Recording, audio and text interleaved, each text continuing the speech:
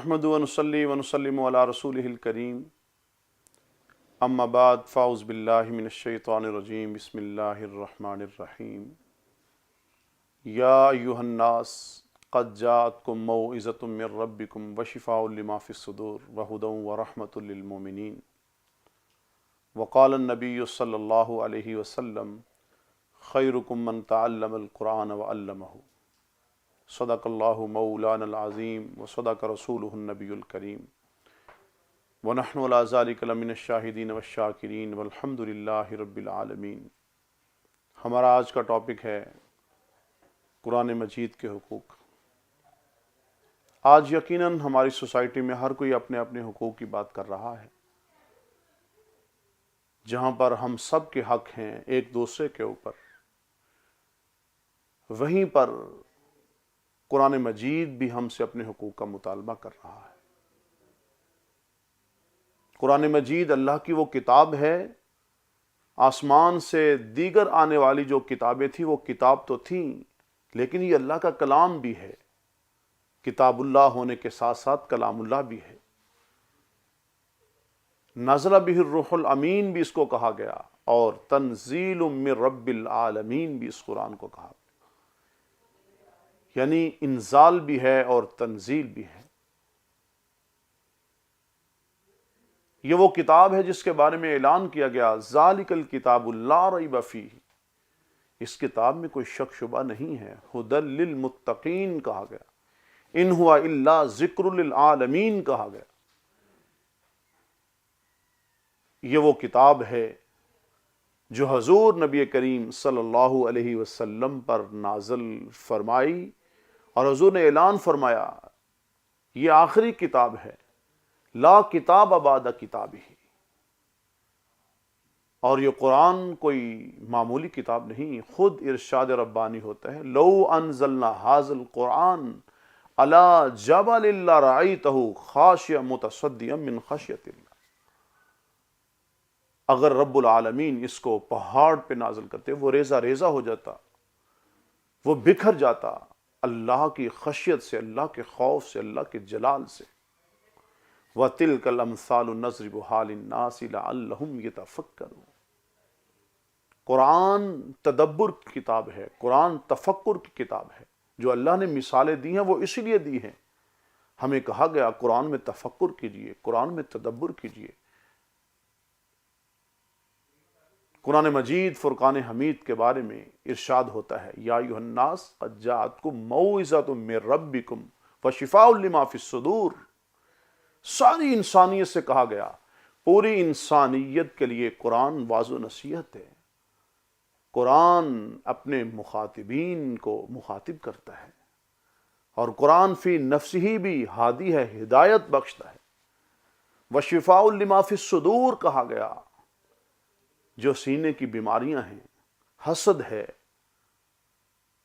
ہمارے سینوں کے اندر چھپا ہوا، تکبر ہے ہمارے سینوں کے اندر، تکبر کے لیے قرآن شفا بن کے آیا ہے، حسد کے لیے قرآن شفا بن کے آیا ہے۔ حب جاہ، حب مال، حب شہرت، یہ تمام جو قلبی بیماریاں ہیں ان کے لیے قرآن کو شفا بنا کے بھیجا گیا۔ وَھُدًى وَرَحْمَةٌ لِّلْمُؤْمِنِينَ۔ اس کو ہدایت کہا گیا، یہ ہدایت کی کتاب ہے۔ قرآن کے ذریعے ہدایت ملتی ہے۔ حضور نبی کریم صلی اللہ علیہ وسلم نے ارشاد فرمایا القرآن حجۃ لک او علیک۔ قرآن تمہارے حق میں حجت ہے یا پھر تمہارے خلاف حجت ہے۔ جس سینے میں قرآن نہیں وہ سینہ منجر ہے۔ قل بفضل اللہ وبرحمتہ فبذلک فلیفرحوا خیر مما یجمعون۔ یہ قرآن اللہ کا فضل ہے، یہ قرآن اللہ کی رحمت ہے، اور جس کو یہ نصیب ہو گیا ہوا خیر مما یجمعون، دنیا و ما فیہا کی ہر چیز سے بلند و بالا چیز، دنیا کی ہر چیز سے ارفع و اعلیٰ چیز جو ہے وہ اللہ کا قرآن ہے، وہ اللہ کی کتاب ہے۔ تو قرآن ہم سے اپنے حقوق کا مطالبہ کر رہا ہے۔ خلاصے کے طور پہ عرض کروں گا، قرآن کے ہمارے اوپر جو حقوق ہیں، پہلا حق قرآن کا یہ ہے ہم قرآن کو پڑھیں، ہم قرآن کی تلاوت کریں. فَقْرَؤُوا مَا تَيَسَّرَ مِنَ الْقُرْآنِ، جتنا قرآن پڑھ سکتے ہیں. قرآن کے پڑھنے پہ اجر و ثواب ہے. قرآن واعظ و نصیحت ہے. قرآن شفا ہے. وَنُنَزِّلُ مِنَ الْقُرْآنِ مَا هُوَ شِفَاء، اس کو شفا قرار دیا گیا. قرآن کے پڑھنے کے اوپر اللہ کی رحمت آتی ہے. یہ ہمارے اوپر قرآن کا پہلا حق ہے. ہم قرآن کو پڑھیں. جب ہم قرآن کو پڑھیں گے، جب ہم قرآن کی تلاوت کریں گے، تو پھر قرآن کا ہمارے اوپر یہ حق ہے کہ ہم اس قرآن میں غور و فکر کریں. تفہم، فہم قرآن، تلاوت قرآن کے بعد فہم قرآن، یہ قرآن کا ہمارے اوپر حق ہے. ہم قرآن کو سمجھیں. قرآن ہم سے مطالبہ کس چیز کا کر رہا ہے؟ قرآن وہ کتاب ہے جو ماضی کی باتیں، جو حال کی باتیں، جو مستقبل کی باتیں بتا رہا ہے. دنیا کے سارے نصاب جو ہیں وہ چینج ہو جاتے ہیں، تبدیل ہو جاتے ہیں، لیکن قرآن کے بارے میں اعلان ہوتا ہے اِنَّا نَحْنُ نَزَّلْنَا الذِّكْرَ وَإِنَّا لَهُ لَحَافِظُونَ. ہم ہی قرآن کو نازل کرنے والے، ہم ہی اسی کے محافظ. یہ ایسا نصاب ہے جو انسانیت کی ہدایت کے لیے آیا ہے، انسانیت کی فوز و فلاح کے لیے آیا ہے، جس میں تغیر، تبدل، جس میں کوئی تبدیلی نہیں ہے. ان کی آیات کے اندر کوئی تبدیلی نہیں، الفاظ میں کوئی تبدیلی نہیں ہے. قرآن پاک کی، قرآن وہ کتاب ہے جو دنیا میں رحمت بن کر آئی، شفا بن کر آئی، ہدایت بن کر آئی. تو قرآن کا ہمارے اوپر حق ہے، ہم اس کو پڑھیں. پڑھنے کے اوپر اجر و ثواب ہے. احادیث مبارکہ میں بہت ساری ایسی روایات ہیں. ہم قرآن پاک کے اوپر غور و فکر کریں، تفکر، تدبر کریں. قرآن ہم سے کس چیز کا مطالبہ کر رہا ہے؟ آج تفکر نہیں ہے، آج تدبر نہیں ہے. جب ہم اس قرآن کو پڑھیں گے، جب ہم اس قرآن کو سمجھیں گے، پھر اس قرآن کے اوپر ہم عمل پیرا ہو جائیں. یہ بھی قرآن کا حق ہے. وہ معزز تھے زمانے میں مسلمان ہو کر، اور تم خوار ہوئے تار کے قرآن ہو کر. وہ قرآن پڑھنے والے جس میدان کے اندر بھی اترتے ہیں وہ فاتح بن کر لوٹتے ہیں. اس کی وجہ کیا تھی؟ ان کی وجہ یہی تھی، انہوں نے اپنے سینے کے ساتھ قرآن کو لگایا ہوا تھا. ان کے شب و روز قرآن کریم کی تلاوت میں، اس کے سمجھنے میں، اس کے اوپر عمل پیرا ہونے میں گزرتے تھے. قرآن مجید فرقان حمید کا ہمارے اوپر حق ہے. یہ اللہ کی وہ مبارک کتاب ہے. اس کے ساتھ ساتھ قرآن پاک کی نشر و اشاعت، یعنی قرآن کے ذریعے ہم تبلیغ کریں، قرآن کے ذریعے ہم دعوت دیں، قرآن کے ذریعے ہم امن کے، ہم رواداری کے، ہم اعتدال کے پیغام کو عام کریں. آج قرآن سے ہماری دوری ہے. آج ہمارے معاشرے میں، آج ہماری سوسائٹی میں جو برائیاں جنم لے رہی ہیں، آج ہم جو دین اسلام سے دور ہیں، آج جو ظلم و تشدد ہے، اس کی وجہ یہی ہے آج ہم قرآن کریم کے قریب نہیں ہیں. آج ہم قرآن پاک کو پڑھتے نہیں ہیں، پڑھتے ہیں تفکر نہیں کرتے. اگر آج ہم قرآن کو پڑھیں گے، قرآن کا حق ہے ہمارے اوپر. اگر آج ہم قرآن کو سمجھیں گے، جو قرآن کا حق ہے ہمارے اوپر. اگر آج ہم قرآن پاک کو نشر کریں گے، قرآن کی تبلیغ کریں گے، قرآن کی دعوت دیں گے، قرآن کا میسج اور پیغام دیں گے. قرآن کا میسج اور پیغام بہت آسان ہے، کوئی مشکل نہیں ہے.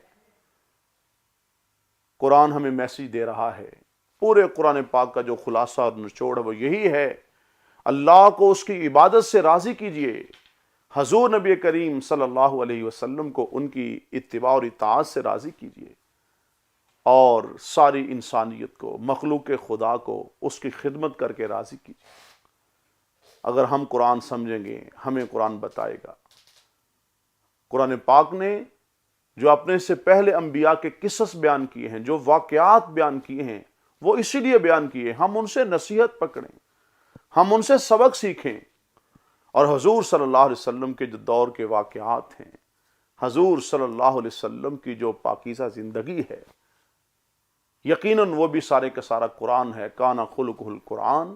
حضور صلی اللہ علیہ وسلم کی زندگی تو ہے ہی قرآن. جب ہم قرآن کو پڑھیں گے ہمیں پتہ چلے گا حضور کی اتباع کا حکم قرآن دیتا ہے، حضور کی اطاعت کا حکم قرآن دیتا ہے، قرآن احکامات بیان کرتا ہے، قرآن عبادات کو پیش کرتا ہے، قرآن معاشرتی، معاشی، سیاسی جتنے بھی نکات ہیں قرآن سارے کے سارے بیان کرتا ہے۔ آج ہم قرآن پاک کو چھوڑ کر تاریخ کی طرف متوجہ ہو جاتے ہیں، موضوع روایات کی طرف متوجہ ہو جاتے ہیں۔ کاش ہم قرآن پاک کی طرف آئیں، قرآن پاک کی تعلیمات کی طرف آئیں، تو پھر ہمیں پتہ چلے گا کہ قرآن اس دنیا میں کس مقصد کے لیے آیا ہے، قرآن کے نزول کا مقصد کیا ہے۔ قرآن تو بنجر سینوں کو آباد کرنے کے لیے آیا ہے، سیراب کرنے کے لیے آیا ہے۔ جیسے پانی سے بنجر زمین آباد ہوتی ہے، قرآن سے بنجر سینے آباد ہو جاتے ہیں، روشن ہو جاتے ہیں۔ آپ حضور نبی کریم صلی اللہ علیہ وسلم کے پاکیزہ دور کو دیکھیں۔ سیدنا فاروق اعظم رضی اللہ تعالیٰ عنہ جیسے لوگ اسی قرآن کو سن کر حضور نبی کریم صلی اللہ علیہ وسلم کے دامن رحمت میں آتے ہیں۔ حضرت طفیل بن عمرو دوسی رضی اللہ تعالیٰ قبیلہ دوس سے چل کر یہ قرآن کی حلاوت تھی۔ ان سے کہا گیا جس بازار میں تمہارا دل چاہے چلے جانا، لیکن اس بازار میں ذرا احتیاط کرنا، جس کے پاس چاہے بیٹھ جانا، جس کی بات چاہے سن لینا، لیکن ایک ایسا شخص ہے اس کی بات نہ سننا۔ کیوں؟ طفیل بن عمرو دوسی کہتا ہے جب میں اپنے کانوں سے قرآن سنتا ہوں تو میں کہہ اٹھتا ہوں کہ یقیناً یہ اللہ کی کتاب ہے۔ اور یہاں پہ عرض کرنا چاہتا ہوں، قرآن وہ کتاب ہے، قرآن وہ کلام ہے کہ جس نے 3 بڑے چیلنج کیے ہیں۔ قرآن کا سب سے بڑا چیلنج، سب سے پہلا چیلنج قرآن کا یہ ہے، فاتو بکتاب من مثلہ، اگر تم کہتے ہو کہ یہ کتاب بنائی گئی ہے، یہ کتاب لکھی گئی ہے، تو لاؤ، ایسی کتاب لے کے آؤ۔ یہ چیلنج ہے قرآن کا۔ اور اگر کتاب نہیں لا سکتے تو قرآن اعلان کرتا ہے فاتو بعشر سور من مثلہ، پوری کتاب نہیں لا سکتے، پورا اس کلام کے مد مقابل کوئی کلام نہیں لا سکتے، چلو 10 صورتیں لے کے آؤ۔ 10 صورتیں بھی نہیں لا سکتے، فاتو بسورۃ من مثلہ، ایک صورت تو لے کے آؤ۔ لیکن حضرت لبید رضی اللہ تعالی عنہ جو بہت بڑے عرب کے شاعر تھے، جن سے کہا گیا اس کے مقابلے میں کچھ تیار کر کے لائیے۔ سیدنا فاروق اعظم کا دور چل رہا ہے، کہتے ہیں کوئی شعر تو سناؤ، تو وہ کہتے ہیں امیر المومنین جس دن سے میں نے قرآن کو سنا ہے اشعار کہنا ہی چھوڑ دیے ہیں۔ یہ قرآن ہمارے اوپر اللہ تعالیٰ کی بہت بڑی نعمت ہے، بہت بڑا فضل ہے، جس کا خود رب العالمین اعلان فرما رہے ہیں، قُلْ بِفَضْلِ اللَّهِ وَبِرَحْمَتِهِ فَبِذَلِكَ فَلْيَفْرَحُوا هُوَ خَيْرٌ مِّمَّا يَجْمَعُونَ، جس کو کہا جا رہا ہے اللہ کا فضل ہے، اللہ کی یہ رحمت ہے۔ ہم اللہ کی رحمت سے دور کیوں ہیں؟ ہم اللہ کے فضل سے دور کیوں ہیں؟ ہمیں اللہ کے فضل کے قریب آنا ہے، ہمیں اللہ کی رحمت کے قریب آنا ہے، ہمیں قرآن کو سینے سے لگانا ہے، اور قرآن سیکھنا کوئی مشکل بھی نہیں ہے۔ وَلَقَدْ يَسَّرْنَا الْقُرْآنَ لِلذِّكْرِ فَهَلْ مِن مُّدَّكِرٍ، ہم نے تو قرآن کو آسان بنا کے نازل فرمایا، آسان ہے۔ اگر آپ سیکھنا چاہتے ہیں، اگر آپ نصیحت حاصل کرنا چاہتے ہیں، تو آئیے قرآن پاک کے دامن رحمت میں، اللہ کے دامن فضل میں آپ آ جائیے، قرآن کو سیکھیے، قرآن کو سمجھیے، قرآن سے تعلق بنائیے۔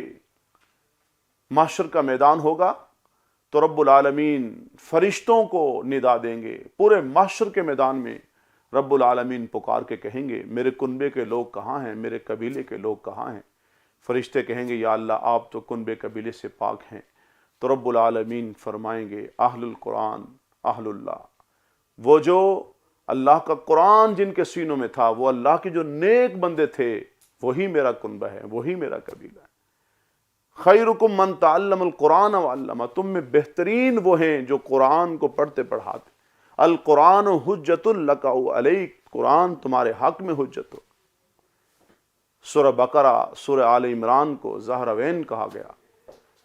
قیامت کے دن یہ اللہ کی رحمت کا وہ سایہ ہے، جب معاشر کے میدان میں کوئی سایہ نہ ہوگا یہ قرآن سایہ بن کے آئے گا۔ جب ہم قبر میں جائیں گے، جب کوئی نہ آئے گا، پھر وہاں پہ یہ قرآن آئے گا۔ سورہ ملک کے بارے میں حدیث مبارکہ میں آتا ہے، جب انسان قبر میں جاتا ہے تو یہ جو سورہ ملک ہے یہ عذاب سے بچاتی ہے، یہ مسلمان کی، پڑھنے والے صاحب قرآن کی حفاظت کرتی ہے۔ قیامت کے دن حضور نبی کریم صلی اللہ علیہ وسلم نے فرمایا، اللہ کی بارگاہ میں دو جھگڑنے والے ایسے ہیں جن کا جھگڑا اللہ کی بارگاہ میں مقبول ہوگا، دو سفارش کرنے والے ایسے ہیں جن کی سفارش اللہ کی بارگاہ میں قبول ہوگی۔